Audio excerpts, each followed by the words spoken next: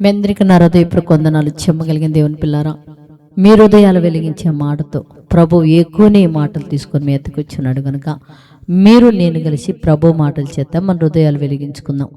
ప్రభు మాటల చేత మన హృదయాలు వెలిగించబోయే ముందు రాత్రి కాలం నుంచి మిమ్మల్ని, మీ కుటుంబాన్ని, మమ్మల్ని, సంఘాన్ని, భూమి మీద ఉన్న ప్రతి బిడ్డను కృపతో జ్ఞాపకం చేసుకొని ఎన్నో మేలులు ఉపకారాలు చేసిన దేవుడికి మన ప్రభు అయిన యేసుక్రీస్తు వారి నామములో శిరస్సు వంచి వందనాలు స్తుతులు తెలియజేసుకుంటూ, ఈరోజు దేవుడు ప్రభు ద్వారా ఏ మాటలు చేతైతే ప్రభు మన హృదయాలు వెలిగించాలనుకుంటున్నాడో ఒకసారి వాటిని మనం ధ్యానం చేసుకోగలిగితే దేవుని పిల్లారా, నిర్గమాకాండము 3వ అధ్యాయము 14వ వచనంలో ఒక మాట చెప్తున్నాడు. అందుకు దేవుడు నేను ఉన్నవాడును అనువాడును ఉన్నానని చెప్తున్నాడు. అంటే భక్తుడికి ఒక సందేహం వచ్చింది, అయ్యా నేను ఐగుప్తు దేశంలోకి వెళ్ళి నిన్ను గురించి నేను వారికి ఏమి చెప్పాలా అని చెప్పి మోషే అడిగినప్పుడు ప్రభు ఏం చెప్తున్నా తెలుసా?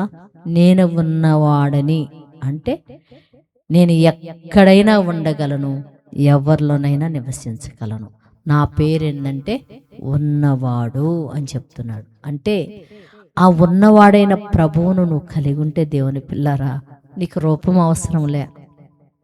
నువ్వు ఎక్కడ ఉన్నా ఆ మహానుభావుని ఆరాధించగలవు, గణపరచగలవు, మహింపరచగలవు. కనుక ఆ ఉన్నవాడు అనే దేవుణ్ణి భూమి మీద ప్రజలందరూ కలిగి ఆరాధించే వారిగా మనం ప్రార్థన చేద్దాం దేవుని పిల్లరా.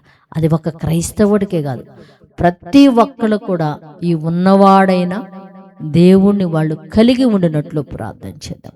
పరిశుద్ధుడా, జీవము మా పరలోకపు తండ్రి, నైనా నీ కృప కలిగిన నామానికి వందనాలు తండ్రి. నేను ఉన్నవాడు నేను తండ్రి చెప్తున్నావు. భూమి మీద ఉన్నవాడువైన నిన్ను అందరూ కలిగి ఆత్మతో సత్యంతో నిన్ను ఆరాధించే మహాభాగ్యం భూమి మీద మేమందరం కలిగి ఉండినట్లు సహాయం చేయమని అడుగుతున్నా తండ్రి. ఉన్నవాడినైనా నిన్ను నా తండ్రి భూమి మీద ఒక మట్టిలో రాళ్లలో చూసేవారిగా మేము కాక, మా ఆత్మలో నువ్వు ఉన్నవాడివై ఉన్నావని ఆత్మతో సత్యముతో నిన్ను ఆరాధించే భాగ్యం భూమి మీద ఉన్న ప్రతి బిడ్డకి మీరు అనుగ్రహించి సహాయం చేయమని మా రక్షకుడు నీ కుమారుడైన యేసయ్య పరిశుద్ధ నామములో ప్రార్థన అడుగుతున్నాం పరమ తండ్రి, ఆమేన్. మీ అందరికీ నా హృదయపూర్వక వందనములు, ధన్యవాదాలు.